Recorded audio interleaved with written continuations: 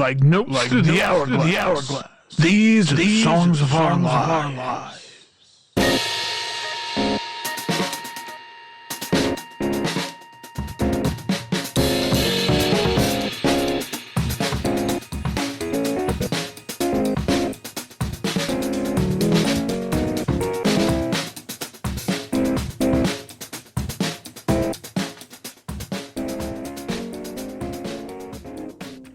Hello and welcome to the latest episode of Songs of Our Lives. I'm Brad Rose. I'm an artist and composer, a writer, the founder of Foxy, Digitalis, and someone who thinks about music and sound far more than is healthy. Each week, I invite on a guest to talk about the songs and the music that has meant a lot to them and left its mark. Previous guests include Yata, Maurice, Sarah Davachi, Jeff Parker, Leia, Whitney Johnson, Claire Rousset, David Grubbs. The list goes on and on and on. But this week, I am so excited to have Martha Skye Murphy on the show. Martha had I feel like an album that it's called came out last year on 8093, but it's an album that really kind of grew on me. Like, I liked it when I first heard it, but then I would find myself like thinking about it days later and thinking about some part of it and then go back and listen to it. And it was kind of became this sort of like repeating cycle. And now it's just, I don't know. It's, it's like we're a month out from the end of the year, and it's like, if I redid my year end article, which only came out a month ago, it would be, I mean, I didn't rank anything, but it would have been more prominent on the list. Cause it's, I don't know. As I was prepping for this episode, I listened to it a lot more, and it's just, man, it's a hell of an album. So, I was really excited when she reached out to me and was interested in being on the show, because that doesn't happen that often. And yeah. So anyway, this episode was a lot of fun. I'd say that all the time. They're all fun. That's why I do it. But this one was a lot of fun. And man, she's got some great picks on here too. So yeah. But yeah. Love that album title too, because we'll get into it in the intro. Is out now. It's been out for 6-7 months, and if you haven't heard it, please, as soon as you listen to this episode, go check it out, because it's hell of a record. All right, yeah, we recorded this a couple weeks ago. Great time. Hope you enjoyed.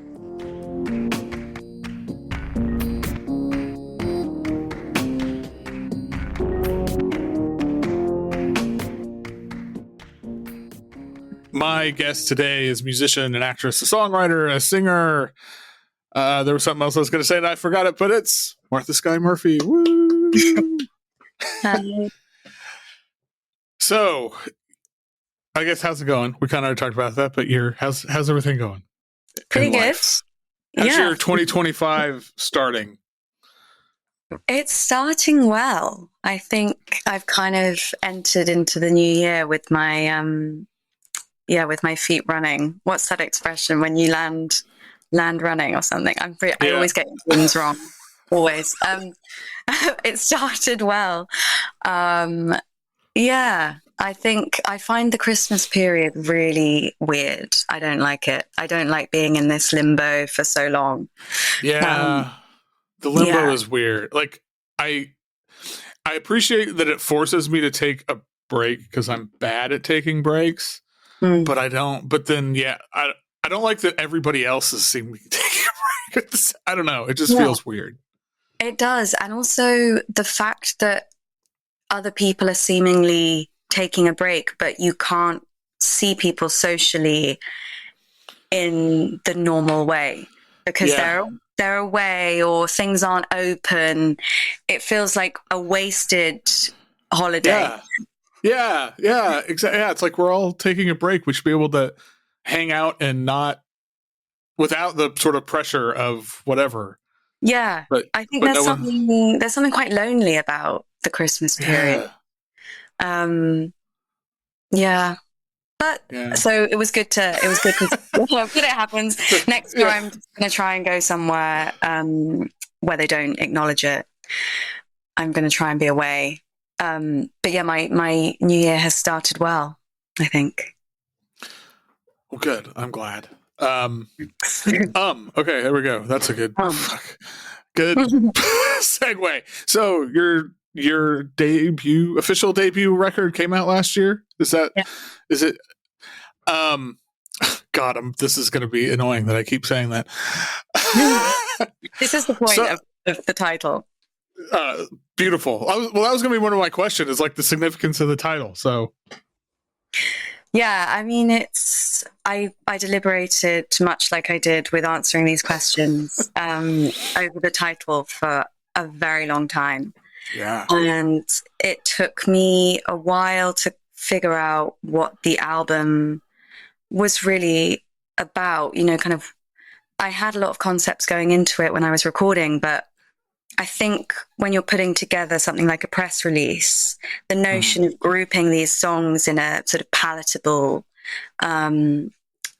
summary forces you to think about their relationships to one another. And I had sort of I'd thought hard about the sequencing of the tracks and the narrative. So with the title, I think it just came to me when I was listening to Call Me Back, which was one of the first tracks I wrote for the album, that there was something about that song that centered the record, and it is placed quite literally in the middle. Mm-hmm. So it's about hesitation, it's about the inability of language to communicate, and it's about loosely this tool of music as a language and a universal language. And it's about, I guess, what happens when you give in to not knowing. And I think the word does that. It's also something that appears in pretty much all languages. Yeah. And it's That's not... great. Yeah, it's. I like saying it. I really like saying it, and I also enjoyed the difficulty that it would pose people saying, and whether they would understand that it was a word, or whether they would think it was two initials, or I like that kind of wordplay, and that it's a sound, that it is quite literally a sound word. Yeah, that's great. I'm glad you mentioned the sequence. So I'm a big, like, sequencing as a thing, like with my own work, that I completely obsess over, sometimes to the point of it being a problem. But that was one of the things that I really noticed was how the album was structured, and like that sequencing, and like you said, there's this narrative. And I'm curious, and you kind of answered this, but so you're writing these songs, you're recording this music. Did you kind of have the narrative in mind as you were doing it, or did that come after, like as you were putting it together? As I was putting it together. So some of the songs on that album they were all written at different times, sort of over the course of maybe about 5 years or 4 years. And when I was sequencing it, it was after we had got most of the recording done. And I still didn't have the title. And I think Ethan and I just sat down one day after we'd sort of finished the bulk of the recording and said, okay, well, so what order are we going to do this in? There were certain songs, like First Day was always going to go into Need because it forms through that drone the first chord of Need. Right. And there were other songs on it that had relationships. So at the end of Call Me Back, there is a choir that is reversed, and that choir is from Need.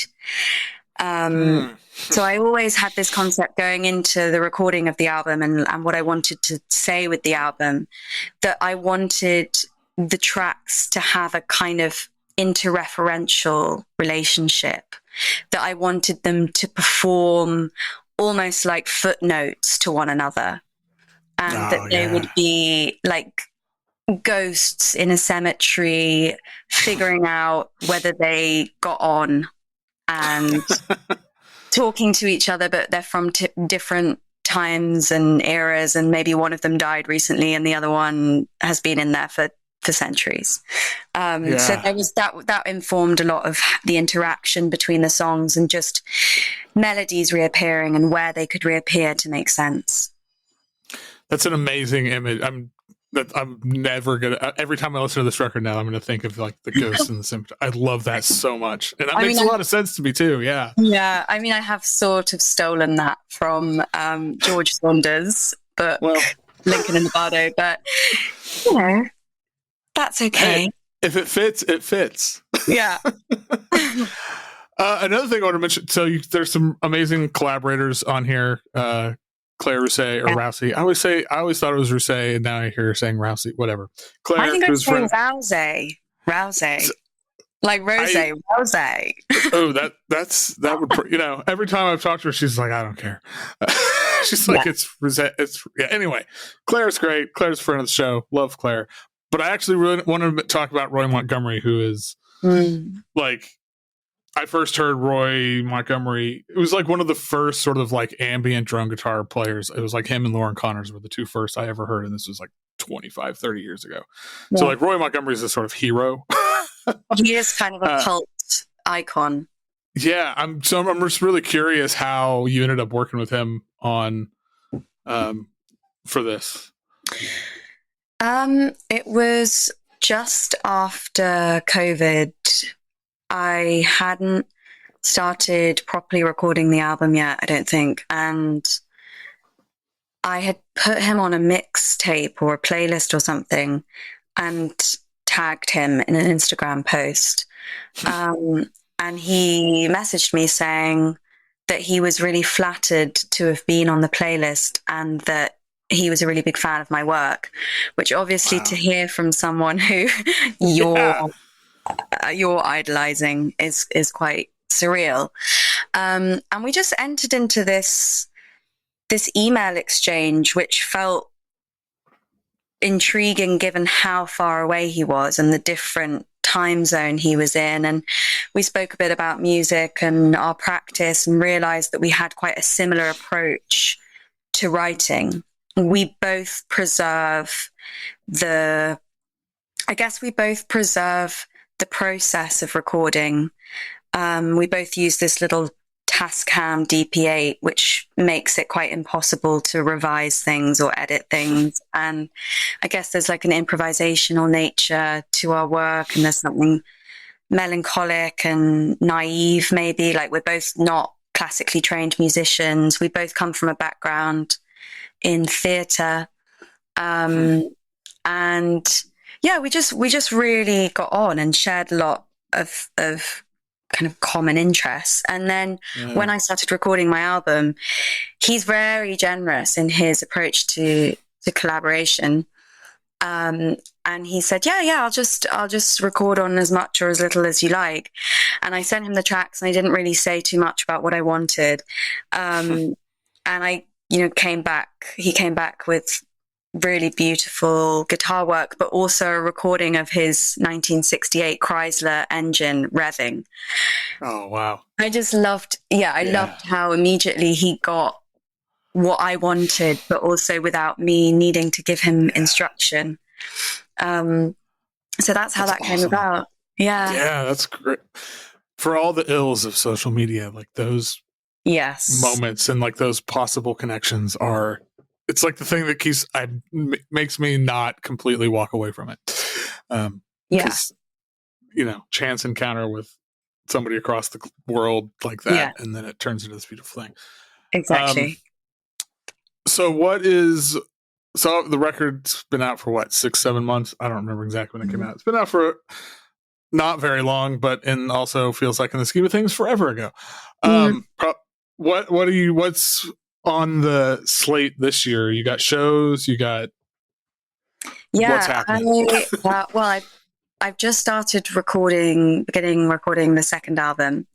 Awesome. So I'll be doing that, I think, for the first half of the year or the first few months. And then I'm also I'm doing a solo tour of with Squid.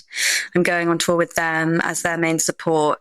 And and writing, I guess. I'll probably start writing in the middle of the year. Yeah.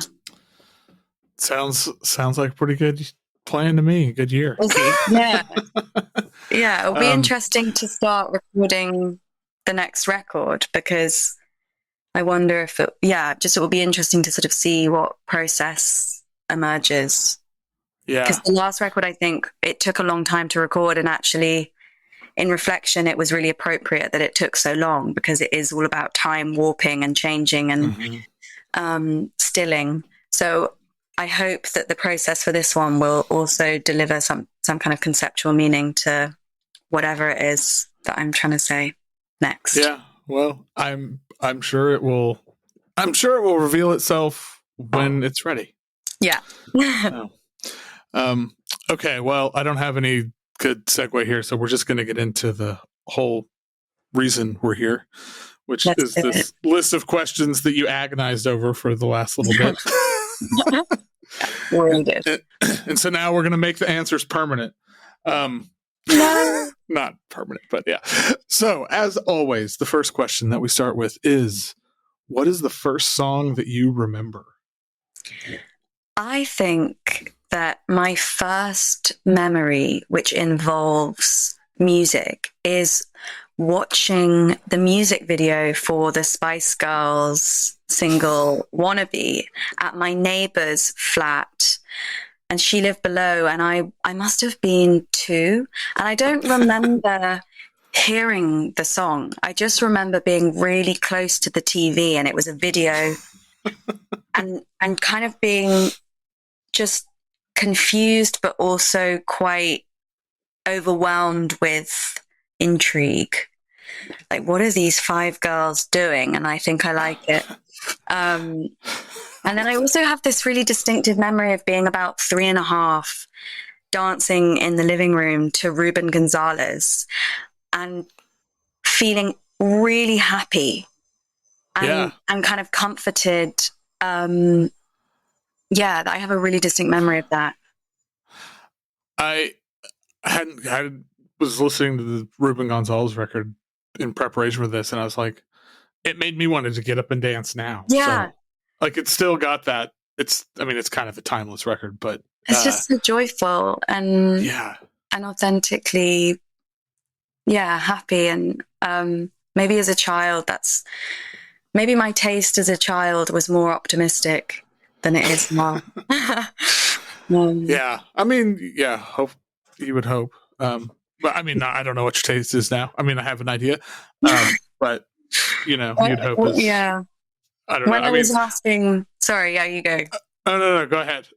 When I was asking my friends to answer these questions, because I've been asking pretty much everybody these questions, and whenever I've been in the pub, I've been asking people, what's the song that makes you cry? What's the song that is going through them? And after about the 10th question, they're like, I think I'm a bit bored of doing this just for your purpose now.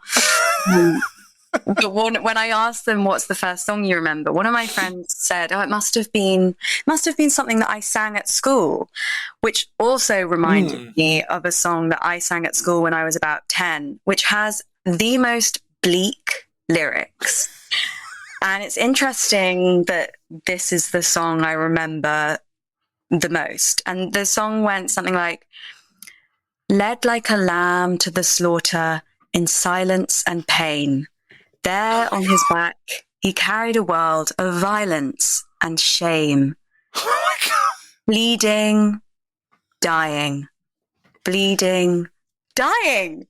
He's alive, he has risen. That was the chorus. And it was I guess it was like an Easter song. Yeah. And I remember all the lyrics still. Maybe I'll do a cover of it one day. That's pretty intense. I mean, there's so many of those like church, especially in America, like white Protestant or all those songs that are so, and it's like the lyrics are very dark. It's just like, I thought you were supposed to be like uplifted and glorified by this experience, and you all sound like, Jesus, you're just waiting for the axe to fall. But there's something really sweet about children singing lyrics like that, though, especially Yes. when it's in this monotonous drone Right. tone. But I also remember the song that we sang at Easter there was another song we sang which was all about chocolate. So it's funny, we would go from singing about a bleeding, dying, crucified Jesus to chocolate eggs. Yeah. I mean, you know, that's the dichotomy of Easter or something. I don't know. Indeed. Okay, well, speaking of bleak songs that make you cry, what is the song that makes you cry? Maybe not bleak songs, but... Yeah, so this one was really hard. I mean, I cry a lot when I'm writing music, and I listen to a lot of quite somber music. So to recall a kind of singular instance where I heard a song and cried was really difficult. So I, in the end, remembered an experience where I was at a gig and I had to leave because I was so overwhelmed with emotion. And it was at a Low concert, and they played "Do You Know How to Waltz," which is devastating. And I mean, I've always loved Low.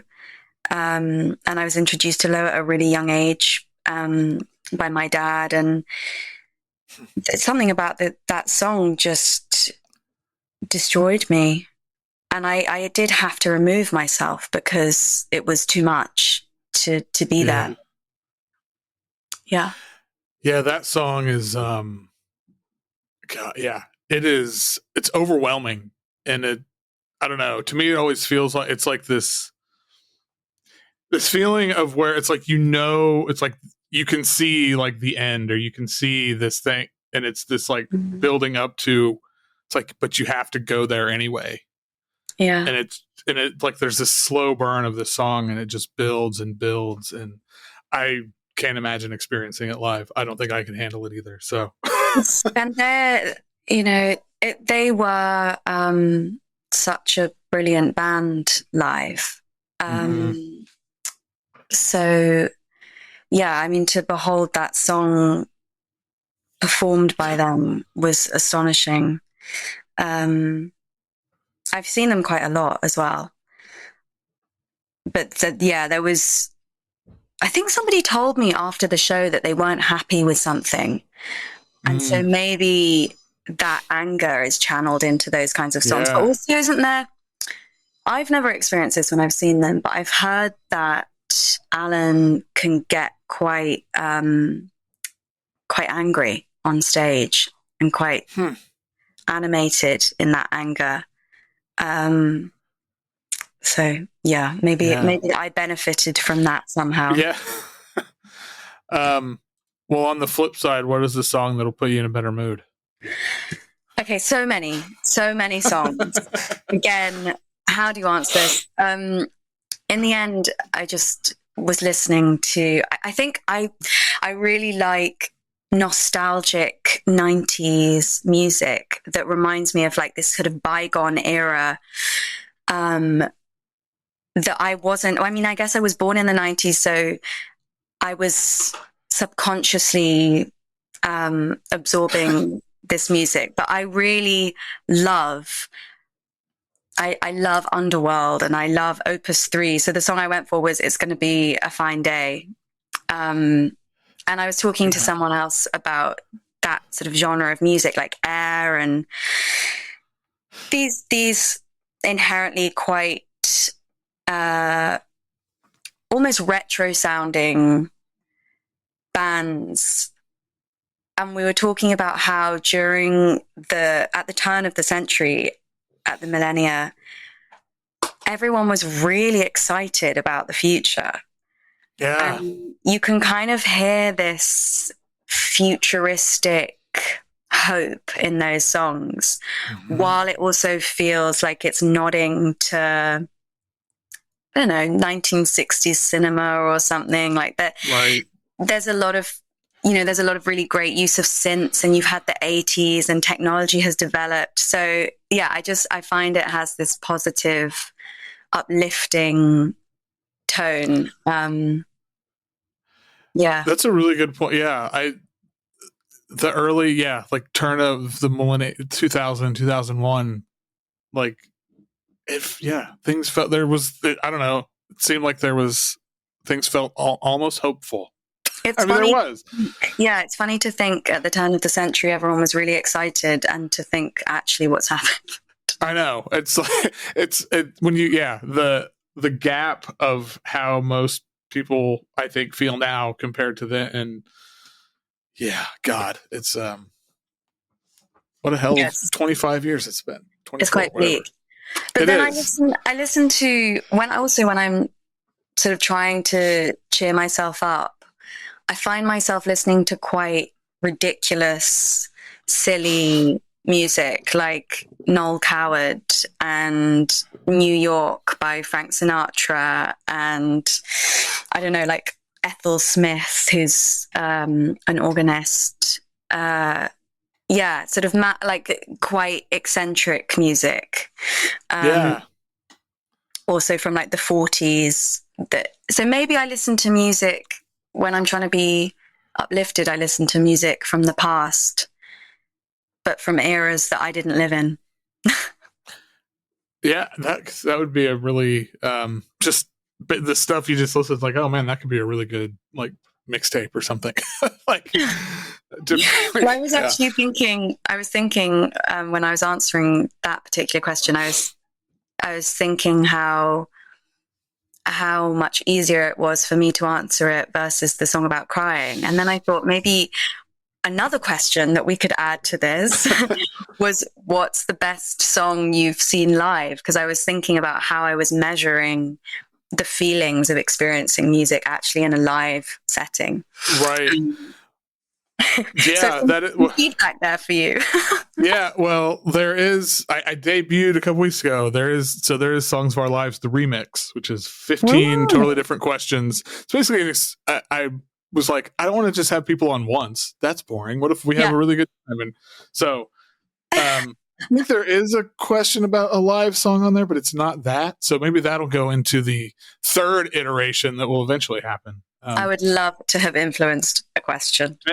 Well, and the second in the remix one, there are questions that people can't like made their own questions. And then I was like, oh, that's a really good question. I'm stealing that. So if, third iteration, what is your best song you've seen live or best live experience? I will credit you. Thank you. You're righted. Well, everyone's favorite question is the next one. Not really. No, it's not. But what is objectively the greatest song of all time? Yeah. Impossible. Impossible until it suddenly occurred to me that I think Jesus' Blood Never Failed Me by Gavin Bryars is the best song of all time, because it encapsulates just the beauty and the pain of the human experience, I think, in just such a profound way. I think it's completely timeless as a song. I think the way it frames the voice is extraordinary. I think the purity of hearing a man sing without the knowledge of being listened to or heard is, to me, sort of, it translates something that is what I'm always searching for in music, which is, I guess, innocence and honesty, maybe. I mean, it's just completely timeless, that song, and I think it's proven how timeless it is through how many iterations it's had. So I think when he originally released it, it was 25 minutes long, but since then, recently he did a 12-hour long performance of it, and it stands, and anyone could be involved that was a choir of volunteers, and you could turn up and either witness it or listen to it. Wow. Or be a part of it. And yeah, I think what's just so objectively kind of perfect about it is that it is one bar of music repeated again and again and again. And yet with every repetition, it somehow reveals itself further. Mm-hmm. Yeah. Yeah. I have like no notes. This is such a good pick. It's an astonishing piece of music to me, because it's like I would love to have witnessed like the 12-hour, like all 12 hours, because it's one of those things where you could play that bar forever until the end of time, and it would never, I don't think it would ever lose its power. No. And there's something about that feels utterly impossible to me, which is why it's so powerful, because it's like my brain can't comprehend how that's possible. And I love that. I love it's a thing I look for, like music that sort of confounds me in different ways, where it just kind of leaves me in awe. And this is sort of a prime example of that kind of thing. There's also just something so romantic about the fact that this man is completely anonymous, and when Gavin Bryars has tried to find him, he never could. Yeah. So the fact that this man has indirectly created what I think is objectively the best of all time is also so humbling. And I find Gavin Bryars, his dedication to that man and that song, very moving. And I think, that kind of collaboration is lovely. It's beautiful. Yeah. Well, on a completely different tip, what's a song you used to love, now not so much? Just about the polar opposite of where we I went through a phase of arriving at parties and immediately putting Bossy on by Kelis. And while I don't think that would be the first song I would put on at a party anymore, I do definitely have a skill for clearing the dance floor. I don't seem to ever put on the songs that people want to hear. And I have had a lot of arguments with very annoying boys who think they know the best songs to put on. And I mean, it does seem like most people leave the room when I put music on at parties, but I think part of being at a party is that you do get an opportunity to listen to a song you want to dance to. Absolutely. Yeah. So that I mean, I love that song, but I don't think I'd put it on straight away. Yeah, I mean, most of my career has been clearing venues, so I yeah, exactly. I don't know, it's a rite of passage, but I like that. I really like that take of like, everybody should get to have their song to dance to at the party, and if nobody else wants to, fuck, who cares? That's fine. And you're not gonna like every song that comes on. No. That's okay. Yeah, just give it a go.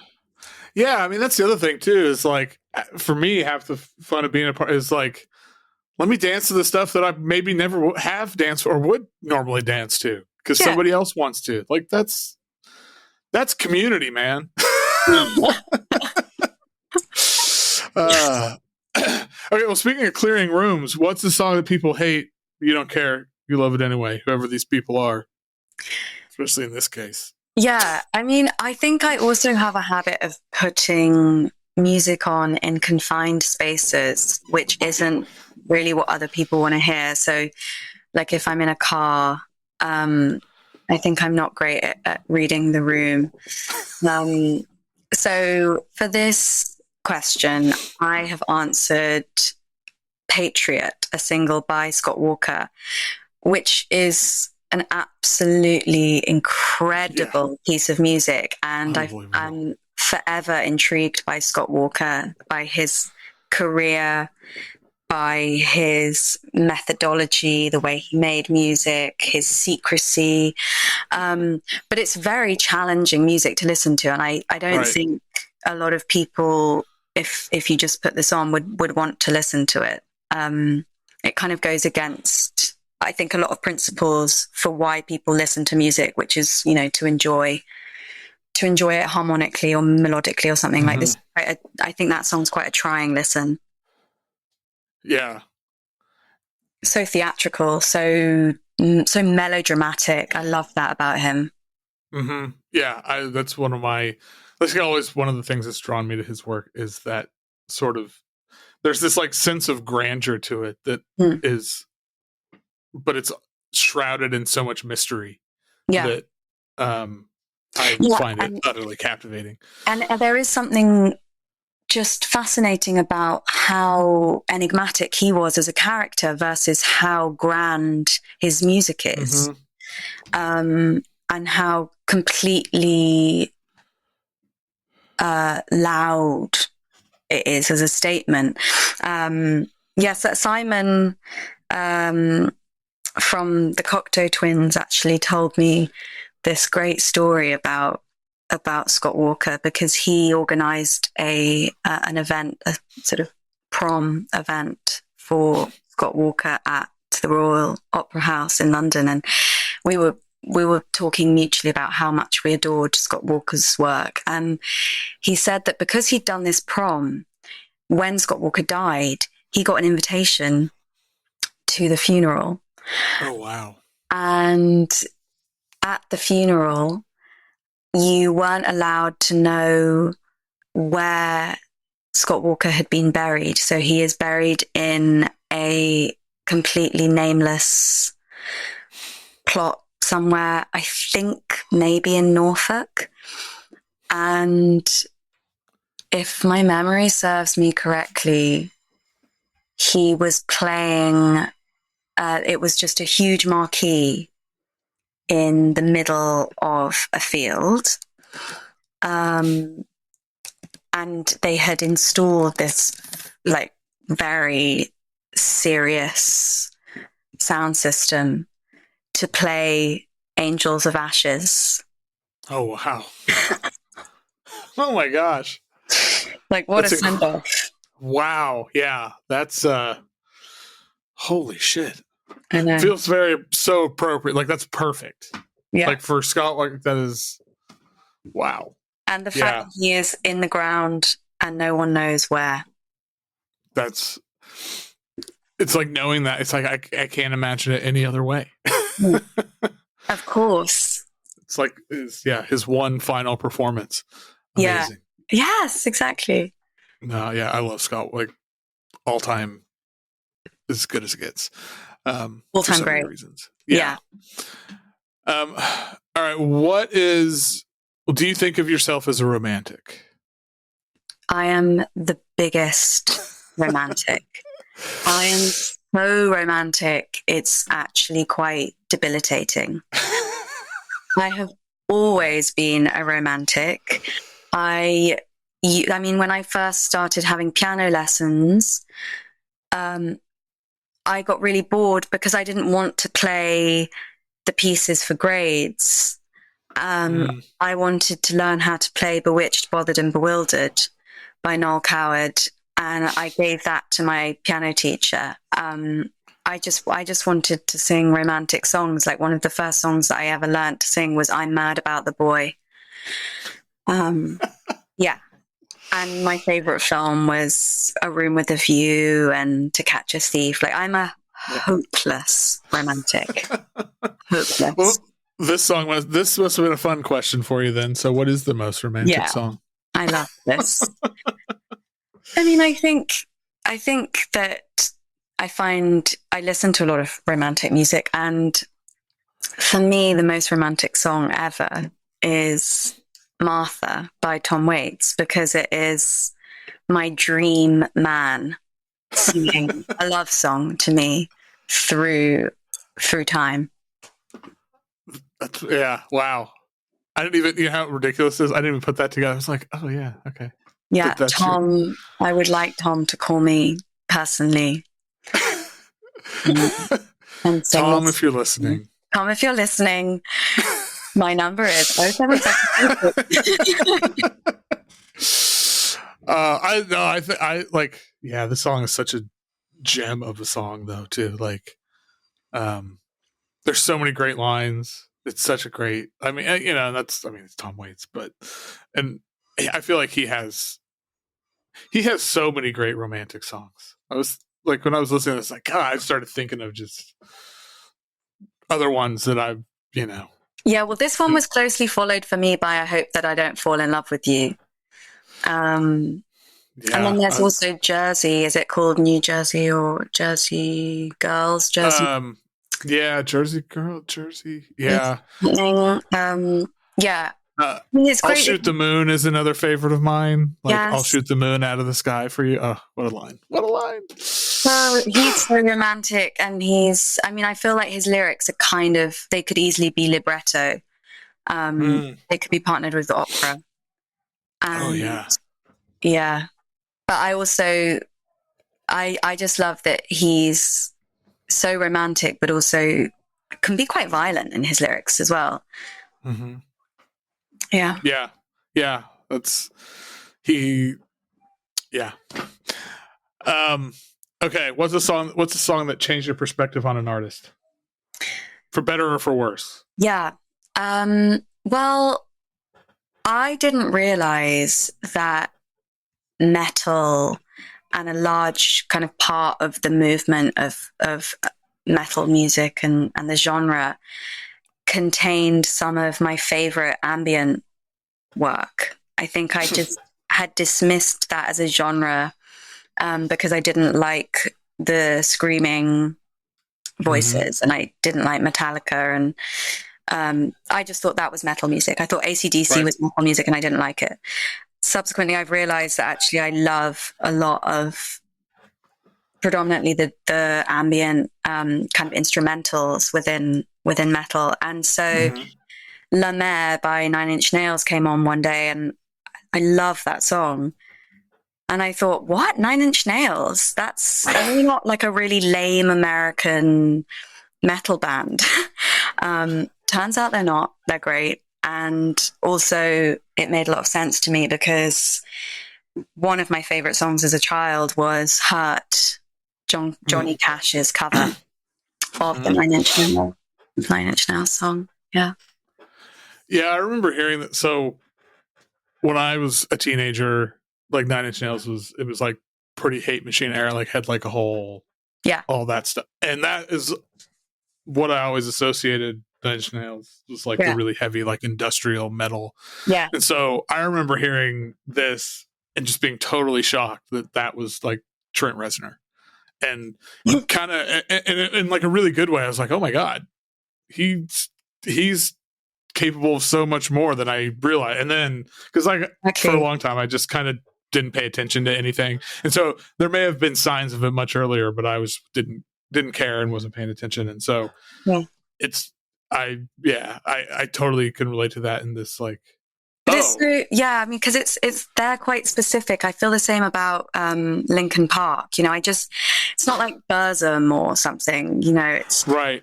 It's very, to me, it's in this bracket of like corny, kind of tacky, naff American music. But then you listen to Trent Reznor or Linkin Park have this song that I have repeated. I've listened to so much, called Session. And I first heard it as I think it was the credits, the rolling credits of a Sopranos episode. Best soundtrack. And I thought, I fucking love this. And it really spoke to that nostalgic 90s style of music we were talking about earlier that I love. And I was so shocked to see it was by Linkin Park. because that felt like an era of music and a band that I thought like 10-year-old boys I would kick in the playground. Like,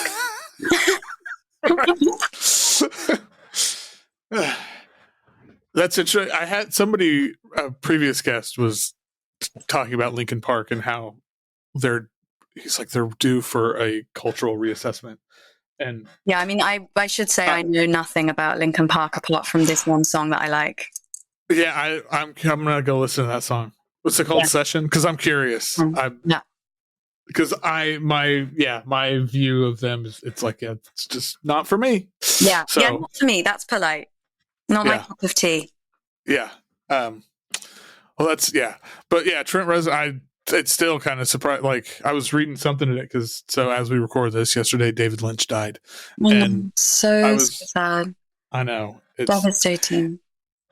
The like weird.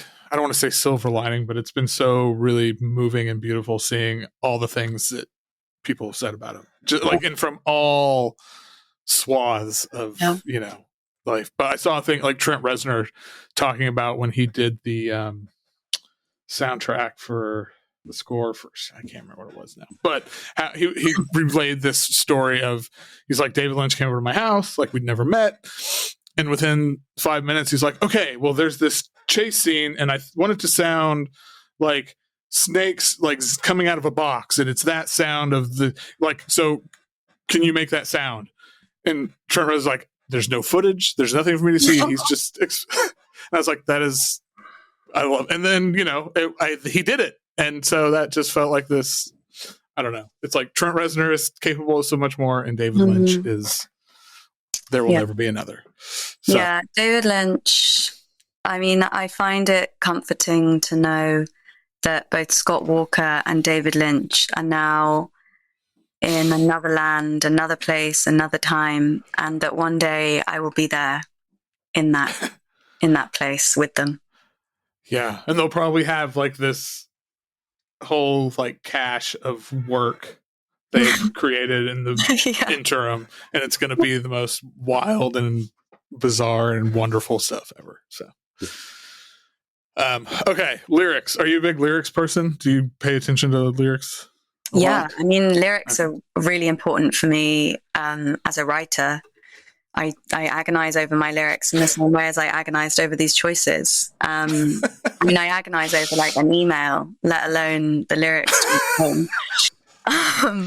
So yeah, lyrics are really important to me. I did find this question very difficult to answer because there are certain songs that I love the sentiment of the lyrics. So I really nearly chose I Want to Be Evil by Eartha Kitt because I find that song, it's so provocative, it's so funny. Yeah. She's nodding to the oppression of women. She's nodding to Edith Piaf and like the chanteurs, and it really makes me laugh. There's this line that is in the theater, I want to change my seat just so I can step on everyone's feet. Oh my God. Yeah. It's so good. It's so great. But the lyric that I decided to choose was just a lyric that stuck out to me and was the first lyric I thought of when I read this question, which is by Bill Callahan, like 2 motel curtains, we never really met. And so good. It's just so good. And when you see him live, his lyrics are so funny. And he's got such a dry sense of humor, but he also has this preacher-like power to his voice. So somehow these really funny lyrics become kind of like mantras that you want to live by. And actually a friend of mine gave me this book, which was called Letters to Emma Bulcutt, which is the book that Bill Callahan wrote. It's like a tiny little novella. And the premise is that a man falls in love with a woman at a party that he doesn't speak to, but he somehow acquires her address and he starts writing her these letters. And she replies, but you never read her replies. And to consume Bill Callahan's mind in that way is brilliant. I highly, highly recommend that book. Okay. The last thing I need is more books, but I'm going to totally go buy that because that sounds amazing. Add it to your pile of books that you feel guilty you haven't read yet. Yeah, we've all got one. It's okay. Yeah. Yeah. I often feel like this question could just be like, what Bill Callahan line is your favorite lyric? Because he comes up understandably. Yes, understandable. Really? Like, okay. You see, now that I know that, I would have chosen someone else because obviously I want to be a true original and not go for what other people have chosen. Damn. Well, we can scratch all that and just give you the Eartha Kitt one. So okay. What cover song is better than the original? Langley School's Choir, Wildfire. That whole album is just beautiful and brilliant. It's such a good concept. And I listen to it a lot, that record. It is, I love it so much. And this, like, I have like a weird soft spot for the original of this song just because I remember my parents playing it when I was a kid. But this version of it just is, it is so much. I don't even know. Like, I just listen to it and it just kind of like stops me, whatever I'm doing, because I have to just soak it all in. It's perfect. It is. And it's just like so moving too. Like that, the whole concept is. I think you can really hear how thrilled the children are to be doing this. And kind of at the same time, you can sense just the joy from the musical arranger. And I can't remember his name actually, but it's such a clever idea. And I love that it somehow has this kind of status or this, people are aware of it. It's it hasn't just gone hidden, and it is just a school singing some songs. Right, I know. Like, when you explain the concept to somebody, it doesn't do it justice. It's like no. It's like it's like a kid's choir to school, but it's absolute magic. So, I was so excited when you picked this because it gave me a good excuse to listen to it over and over again. Yeah. All right, what's the sexiest song? The sexiest song just has to be Je t'aime moi non plus by Serge Gainsbourg because it is Jane Birkin coming. And the other thing I love about that song is that he also got Brigitte Bardot to do it when he was going out with her, which is very Serge. I love Serge. Yeah. Legend. Yeah, I got no notes. It's like, this is the sexiest song. Objectively. It's sexy. I was very pleased with my answer there. I think I got that right. And I don't think anyone else can answer that question anymore. I need to retire the question now. Well, if tomorrow you're like, oh shit, I should answer this question. This is the one question you won't regret the answer on at all. All right, 2 questions left. What's the song that means the most to you? Not necessarily because of the song itself, but because of what you associate it with. Well, Patti Smith has always had a really huge impact on me from a very young age. And I used to sing Dancing Barefoot with my dad. He used to play the guitar and I would sing. And my dad has always been like kind of my biggest fan, and it can be quite embarrassing. But it's also very sweet. And he would perform this with me. Like he would probably often suggest that we perform it to people. And I think, I feel like maybe he wanted to hear it more than anybody else. But I had this absolutely incredible experience when, having been such an obsessive fan of Patti Smith, when I was about 12, I went to a private view with my parents and Patti Smith was performing. And nobody cared. No one was really listening. And I was right at the front. It was a really small room. And she was playing with her son, Jackson, on guitar, and she was singing. And I was stood at the front and she started to sing Dancing Barefoot. And obviously I knew all the words. So I started to sing along. And she passed me the mic and I was so starstruck that nothing came out of my mouth. So I was singing, I was lip syncing, and I was singing, but for some reason I just couldn't, the sound wouldn't come out of my throat, which is also very interesting to me now as a vocalist, just how interconnected the psychology of singing is to the actual kind of instrument of the voice itself. Yeah, and actually after that set, I took the set list, and I also took her little bottle of Evian water, which she hadn't opened, and I put it on top of the fridge, and it was on top of that fridge for about 18 years, collecting dust, something of like a relic of Patti Smith. Yeah.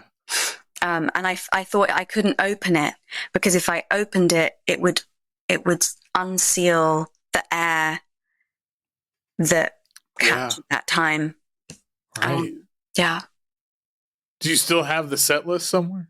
Yes, I can see it right now. Yeah. That's incredible. Yeah. Wow. And then actually I saw her performing. I performed at a festival in the Netherlands called Rewire a year or so ago. And the lineup every year to that festival is insane. Yeah. You know, you want to be at every concert. Right. And Patti Smith was performing, I think, with the Soundwalk Collective, or like it was a kind of multimedia project that she does. And there was projections of Pasolini films, and yeah, it was a lot. And I went into it thinking, well, Patti Smith always makes me cry. She has the most profound influence on me, and impact as well. But I didn't cry when she was singing. And then at the end of the set, she looked up and she paused, and then she said, "Happy Easter, everybody." And I burst into tears. I just burst into tears because I found it. I just find her kind of the manifestation of goodness and art. And I don't know why it really got to me. I'm not religious. I'm not, I don't practice any kind of particular religion, but it really moved me. And I think it's her voice. She has something in her voice, something otherworldly. Yeah. I would jump off a cliff if she told me to. Yeah. I don't, well, some people would probably fault you, but I wouldn't. I totally get it. People would probably be pretty upset, but hey. All right. Well, oh shit. I apparently forgot to turn my phone off. Sorry about that. I don't even know if you heard that, but all right. I'll edit this out. Nobody needs to hear this. What is your favorite ringtone? What is your favorite ring? The most important question. Okay. What's your favorite song? At least right now. It may change, but in this moment. My favorite song is I See a Darkness by Bonnie Prince Billy, which he has gone out of his way to make quite difficult to listen to online. But I have been listening to it since it was a record that my parents played since it came out. And yeah, it has a really, really special place in my life, in my heart. He is a fantastic lyricist, and it's just a beautiful song. It's a perfect song. It's devastating. It's melancholic. It's sad. It's also kind of it's kind of pure and reassuring. I find it reassuring.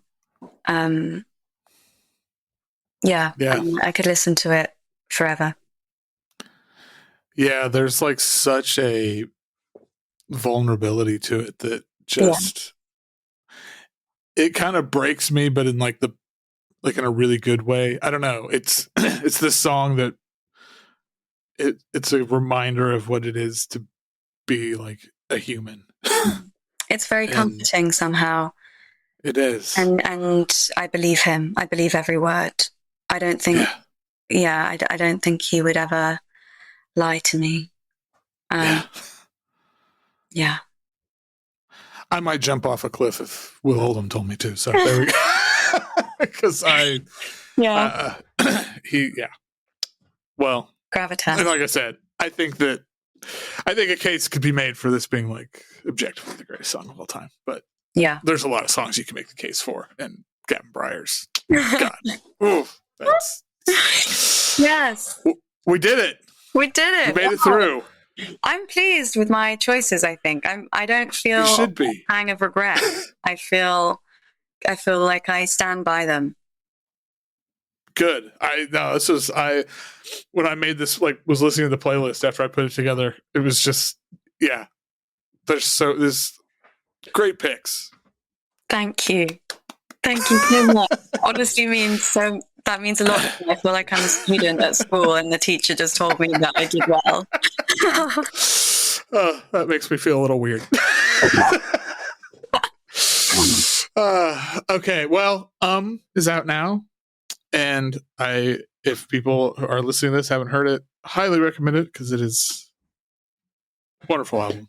Excited to hear what's next. You got shows coming up, you said. Have they been announced? I'm doing a show at the end of January in Amsterdam in a brutalist church. Oh, hell yeah. Yeah. And that has been announced. That's with a promoter called Subculture. And then the support with Squid is being announced, I think, next week. So probably by the time this comes out, it will be announced. Yeah. Beautiful.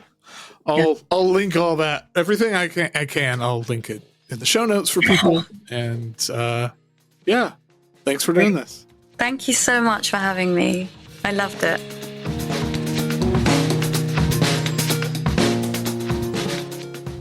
Once again, thank you to Martha Skye Murphy. Her album is out now on 89.3. She's got some shows coming up and everything. Links to all that in the show notes. You will be doing yourself a favor if you listen to the album, and if she's playing near you or in your town or whatever, go see her.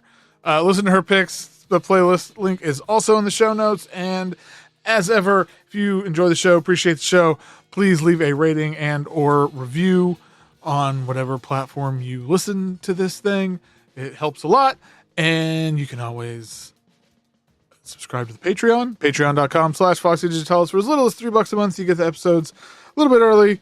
They're longer, and that ongoing support means the world and really helps keep this and Foxy D and all of it cranking along. I really appreciate everybody who supports it and does it. Man, it's the best. If it's not for you, take that $3, pick up a copy of And until next time, keep on listening to whatever the hell you want.